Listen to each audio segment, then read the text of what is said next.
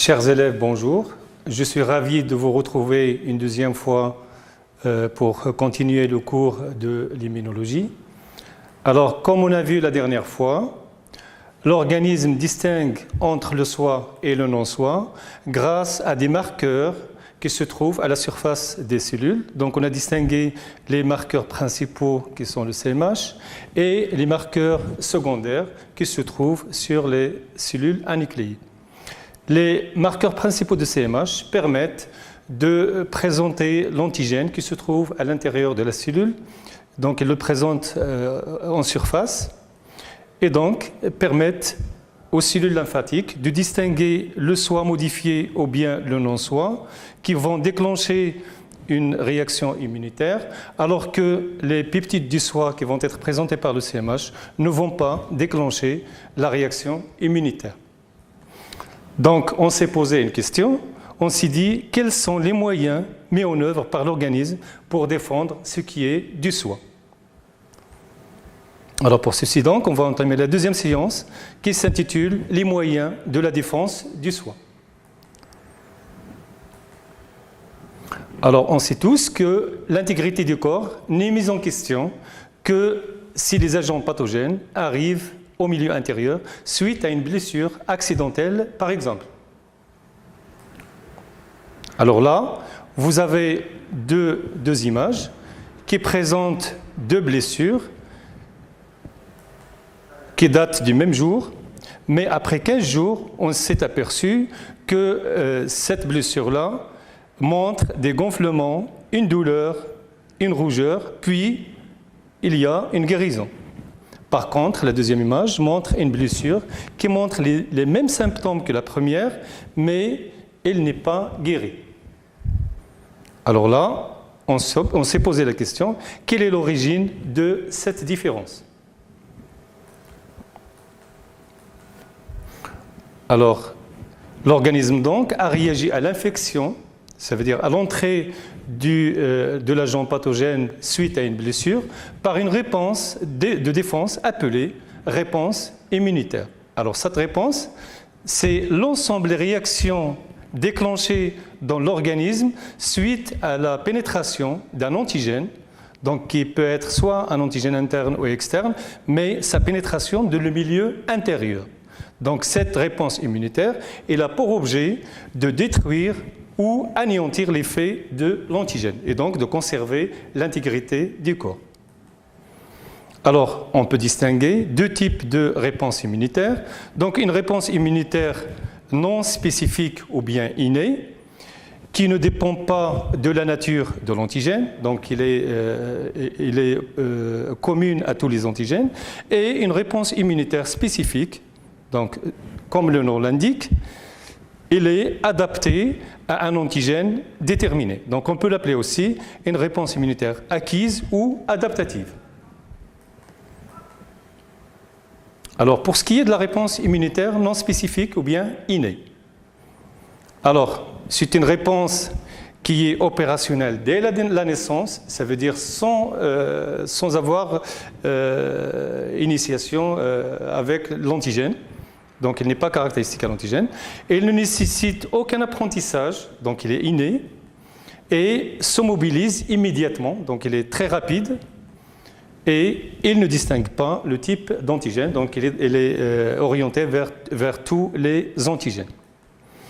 Alors, cette réponse immunitaire spécifique, il comprend les barrières naturelles du corps et la réaction inflammatoire. Donc, ces deux volets-là, on va les traiter individuellement. Alors, on va traiter en premier les barrières naturelles. Donc, vous avez la figure suivante. Elle montre les types de barrières que notre organisme présente vis-à-vis de l'antigène externe.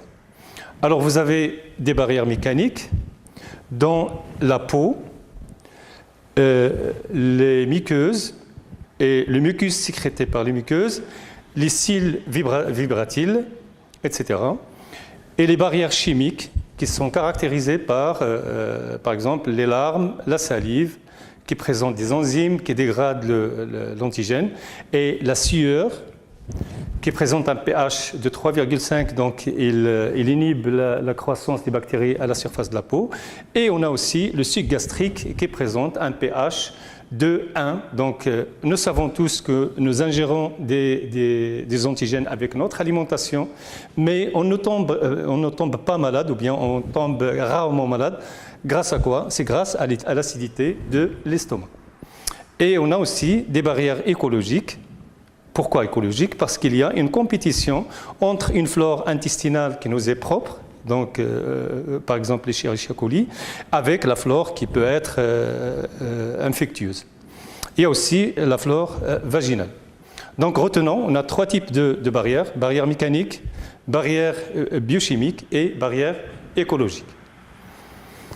Alors vous avez le texte là. Donc, que va-t-il se passer si l'organisme, si l'antigène franchit ces barrières naturelles? Alors, lorsque l'antigène pénètre à travers ces barrières, il va donc franchir le milieu intérieur, il va donc déclencher la réaction immunitaire. Alors, la première réaction qui va être déclenchée, c'est ce qu'on appelle la réaction inflammatoire. Alors, vous avez ici une photo d'une blessure. Alors, vous allez remarquer qu'elle est entourée d'une rougeur. Et normalement, il y a un gonflement, il y a de la douleur et il y a une augmentation de la chaleur. Donc là, c'est une réaction inflammatoire après une blessure du doigt.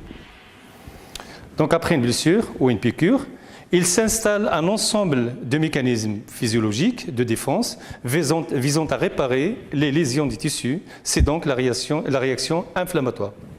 Elle est caractérisée par quoi? Donc elle est caractérisée par les symptômes suivants. Ce sont des symptômes locaux. On a donc la rougeur, la chaleur, l'augmentation de chaleur locale, un gonflement et de la douleur. Donc, on peut toujours se poser la question, quelle est la signification physiologique de ces symptômes? Donc, les symptômes de l'inflammation, on va essayer de voir leur origine. Alors là, vous avez donc une pénétration de l'antigène à travers une blessure. Et là, donc, l'antigène, c'est les bactéries. Donc, on voit qu'il y a une multiplication des bactéries à l'intérieur de la peau.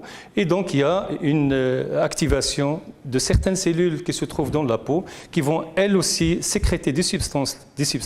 Et ces substances vont agir sur le vaisseau sanguin le plus proche. Donc, on va voir ce qui va se passer. Alors là, cette épine-là que vous voyez, ou bien l'aiguille, on a l'habitude de voir les aiguilles et de dire qu'elles sont normalement qu'elles ne portent pas de micro-organismes, mais si vous voyez là, donc on a la tête d'une aiguille qui est augmentée, dont le grossissement a été augmenté, donc il a été observé au microscope électronique, donc on voit qu'il y a des milliers de bactéries à la surface de cette aiguille. Donc là, au niveau du tissu blessé, des cellules sentinelles. Ce sont des cellules dendritiques, ou bien des macrophages, ou bien des mastocytes. Ce sont ces cellules-là qui se trouvent dans le tissu, dans la peau. Elles vont libérer par la suite donc des substances appelées médiateurs chimiques de l'inflammation. Donc ces substances-là, ce sont les médiateurs chimiques de l'inflammation qui sont libérés par les cellules sentinelles. Donc ces cellules sentinelles sont réparties dans la peau. Alors ces médiateurs-là semblent provoquer des symptômes. Alors ces symptômes-là sont, donc vous voyez qu'il y a une dilatation du vaisseau sanguin, donc une augmentation du volume du vaisseau sanguin au voisinage de la zone infectée, d'accord? Et cette dilatation est due à quoi?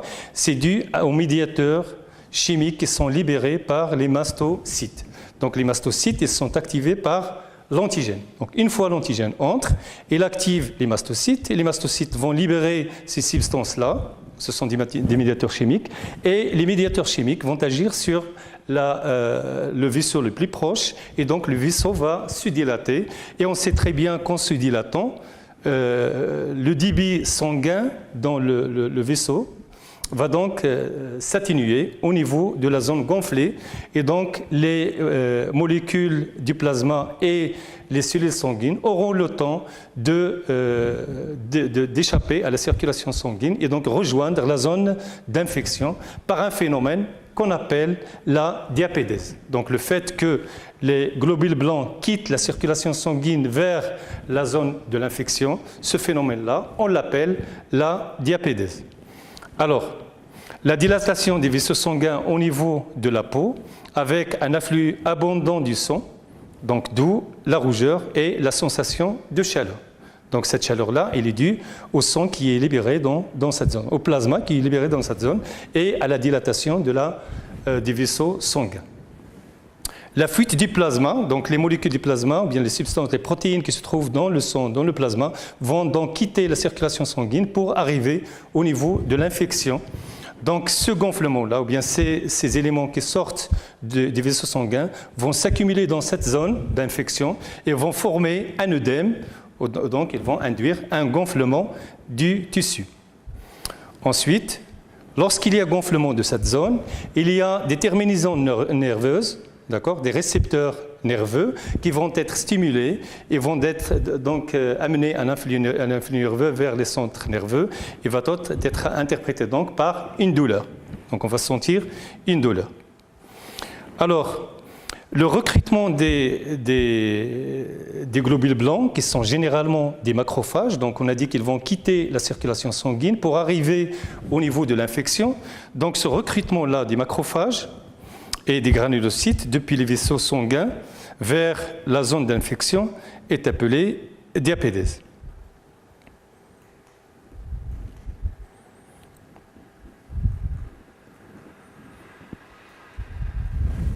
Alors, pour récapituler, donc la lésion des tissus ou bien la blessure va induire une stimulation nerveuse des récepteurs nerveux et donc ce qui va induire une douleur. Ensuite, les molécules signaux qui vont être libérées par les mastocytes au niveau de la zone de blessure, ces mastocytes qui ont été activés par les bactéries, donc les médiateurs chimiques libérés vont assurer la dilatation des capillaires sanguins et par la suite, il y a du sang qui va, bien des composantes du sang qui vont quitter la circulation sanguine et vont donc augmenter la rougeur dans la zone infectée et vont induire de l'augmentation de la chaleur. Ensuite, la sortie du plasma du capillaire sanguin va induire un gonflement de la zone infectée et la formation de l'œdème. Donc, l'inflammation, c'est quoi? Donc, l'inflammation, c'est un phénomène qui vise à délimiter et à réparer les tissus lésés, ça veut dire les tissus qui sont détériorés, et surtout, l'objectif de l'inflammation, c'est d'orienter les éléments actifs. Quand j'appelle éléments actifs, ça veut dire les macrophages et les phagocytes. Donc orienter les éléments actifs du système immunitaire vers les lieux de l'infection. Donc maintenant, on va voir quel est l'effet des médiateurs de l'inflammation qui sont sécrétés par les mastocytes lors de l'invasion d'un tissu par les bactéries. Donc, on a deux photos, donc deux électronographies qui représentent la structure d'un mastocyte avant et après invasion bactérienne.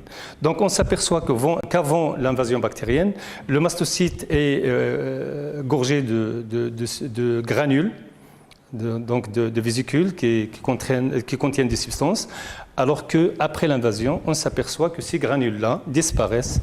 Donc, on s'est posé la question de quoi sont composés ces granules-là. Donc, Weil, en 1936, a extrait à partir d'un tissu des molécules qu'il a appelées des médiateurs chimiques, dont l'histamine. Et ensuite, il a injecté de l'histamine à un individu sain. Donc, il s'est aperçu que cette histamine-là induit des symptômes inflammatoires ressemblant aux symptômes qu'il a retrouvés dans l'inflammation. Donc, la question qu'on va se poser, c'est quel est le rôle de l'histamine et d'autres médiateurs de l'inflammation. Alors là, ce tableau-là résume les médiateurs chimiques et leur origine ainsi que leur rôle. Donc, on va parler uniquement de l'histamine, par exemple. L'histamine, elle est sécrétée par les mastocytes, les basophiles, les plaquettes sanguines. Elle a pour rôle l'augmentation de la perméabilité des vaisseaux sanguins et active les polynucléaires. Ensuite, par exemple, les kinines. Les kinines, c'est un système de protéines plasmatiques. Donc, il est issu de protéines plasmatiques. il provoque la dilatation des vaisseaux sanguins et l'augmentation de leur perméabilité aux grosses molécules. Ça veut dire que c'est elle qui permet aux vaisseaux sanguins de se dilater et laisser passer les grosses molécules vers la zone d'infection. Ensuite, le système de complément. Donc, c'est un système qui compte 20 protéines et ces protéines-là sont synthétisées dans plusieurs organes comme le foie et la rate. Le rôle du complément, on va le traiter après. Donc voilà le complément. Donc le complément, on a dit qu'il s'agit de protéines plasmatiques qui sont activées. Donc là, il faut bien faire attention. Ils sont activés par le contact avec l'antigène. Donc au début, ces protéines-là sont inactives dans le sang, mais une fois ils arrivent au niveau de l'infection, une fois ils rentrent en contact avec l'antigène, il y a activation d'une réaction en cascade. Donc ces réactions-là arrivent à cliver différentes composantes du complément et donc à former des molécules qui sont actives. Exemple, le C3A et le C5A. Donc ce sont deux molécules qui interviennent dans le chimiotactisme, ça veut dire l'attraction des phagocytes vers la zone infectée. Ensuite, le C5 va être subdivisé ou bien va être fragmenté pour donner le C5b. Le C5b qui va s'associer avec le C6, C7, C8 et C9 pour former ce qu'on appelle le complexe d'attaque membranaire. Ensuite, le C3b. Donc le C3b va faciliter la phagocytose. C'est ce qu'on appelle l'opsonisation. Donc voilà, C3A, C5A, ils aident au chimiotactisme des phagocytes vers la zone d'infection. Le C3b, il va faciliter la phagocytose, donc ce qu'on appelle l'opsonisation. Et le C5A, C6, C7, C8, C9 vont constituer ce qu'on appelle le complexe d'attaque membranaire à la surface de la bactérie, et ce complexe-là va induire une entrée massive de l'eau dans la bactérie et donc un éclatement de la bactérie. Alors les trois rôles du complément, comme on a dit. Donc le premier rôle, c'est la formation du complexe membranaire, ou bien le complexe d'attaque membranaire, le CAM, et donc il va induire une lyse de la cellule de la bactérie.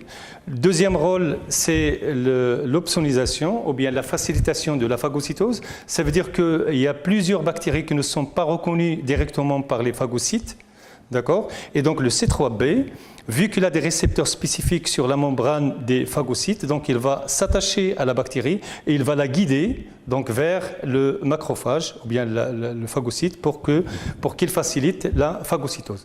Ensuite, le C3A et le C5A, donc ce sont des molécules qui vont faciliter, on a dit, la diapédèse ou bien la sortie des phagocytes et leur orientation vers la zone de l'infection.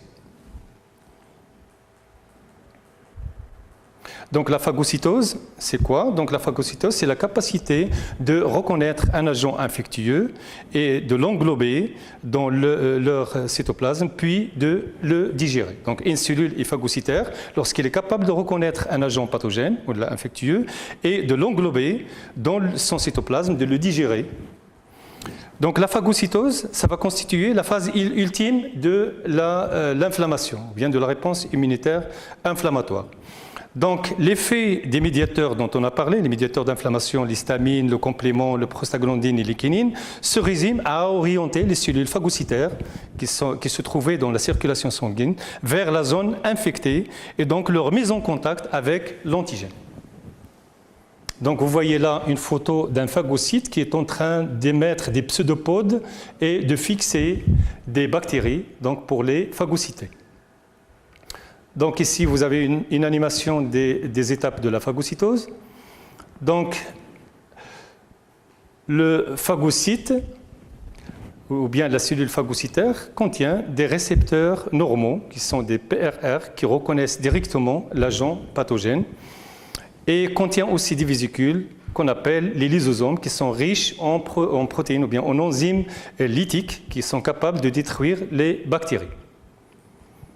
Donc, une fois la bactérie est fixée sur le phagocyte par des récepteurs, il y a formation de pseudopodes. Donc, on parle de la phase d'adhésion. Ça veut dire que la bactérie adhère au phagocyte. Deuxième étape, c'est l'étape de l'ingestion. Donc, une fois les pseudopodes sont formés, ils vont englober la bactérie à l'intérieur et donc former ce qu'on appelle le phagosome, qui est la fusion de la zone où se trouve la bactérie avec des lysosomes. Après, donc, il y a la phase de digestion. Donc, le phagosome contient la bactérie avec le contenu des lysosomes qui vont détruire la bactérie en fragments. La quatrième étape, c'est la phase de rejet des déchets. Donc, le phagocyte a réussi à détruire l'agent pathogène et donc il rejette par exocytose les déchets de cette digestion. Alors ici, vous avez une récap de la phase de la réponse inflammatoire. Donc, vous avez des barrières naturelles de l'organisme, par exemple la barrière cutanéo-muqueuse. Donc, une fois les bactéries arrivent à franchir les barrières cutanées, donc on a une multiplication des bactéries qui vont donc entrer en contact avec les mastocytes. Et donc, les mastocytes vont libérer les médiateurs chimiques, dont l'histamine. L'histamine va agir sur le capillaire le plus proche et va donc dilater le vaisseau sanguin. Et donc, il y aura sortie des cellules sanguines dans les phagocytes par phénomène de diapédèse. Ensuite, par chimiotactisme dû au facteur du complément C3A et C5A, ces phagocytes vont être dirigés vers la zone d'infection et donc ils vont phagocyter directement le pathogène ou bien ils vont être opsonisés par le C3B qui va faciliter la phagocytose. Et là, vous avez le cycle de phagocytose ou bien les étapes de la phagocytose. Donc, si vous avez du temps, vous allez reschématiser cette image-là en paragraphe ou bien sous forme d'un schéma. Ça va vous aider à retenir votre cours. Donc maintenant, le devenir de l'antigène après la phagocytose. Donc 3 cas de figure se présentent. Si la cellule arrive à détruire, ou bien si le phagocyte arrive à détruire l'agent pathogène, donc les symptômes de l'inflammation et de l'infection vont disparaître. Si, deuxième cas, la bactérie n'est pas complètement détruite par le phagocyte, donc elle va rester dans un état stationnaire à l'intérieur du phagocyte. Troisième cas, c'est la mort des phagocytes par multiplication de l'antigène et progression de l'infection. Ça veut dire si le phagocyte n'arrive pas à détruire l'agent pathogène, donc l'agent pathogène va se multiplier à l'intérieur du phagocyte. Alors vous avez là donc une multiplication de l'agent pathogène, donc formation du pus, d'accord.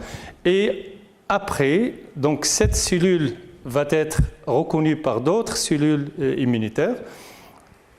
Et donc, elle va être digérée partiellement, y compris les bactéries qu'elle contient, par des cellules qu'on appelle des cellules dendritiques ou bien des CPA. On a déjà parlé des CPA, donc ce sont des cellules présentatrices de l'antigène. Et là, donc, une fois digérées, les peptides de la bactérie vont être présentés par le CMH2, cette fois, à la surface des cellules dendritiques. Et donc, cette cellule dendritique ou bien la CPA va présenter l'antigène ou bien le déterminant antigénique, il va le présenter aux cellules lymphatiques qui se trouvent dans le ganglion le plus proche. Donc, la cellule dendritique va prendre l'antigène du phagocyte, il va donc le drainer ou bien l'entraîner vers le ganglion lymphatique le plus proche. Donc la CPA, c'est une cellule du système immunitaire qui phagocyte et présente des parties de l'antigène qu'on appelle des déterminants antigéniques. On a déjà parlé des déterminants antigéniques. Donc elle va les présenter à des lymphocytes T, soit T4 ou T8. Donc il peut s'agir de macrophages, de lymphocytes B, donc ce sont ces cellules, ces CPA, ils peuvent être soit des macrophages ou bien des lymphocytes B, ou des cellules dendritiques. Ces cellules disposent toutes de molécules de CMH1 et 2. Donc elles ont déjà le CMH1 parce que ce sont des cellules nucléées, et vu que ce sont des cellules immunitaires, donc elles ont le CMH2. nous avons fini avec la réaction inflammatoire. Donc la prochaine séance, on va parler de la réaction immunitaire spécifique. Et donc, ça sera pour la prochaine leçon.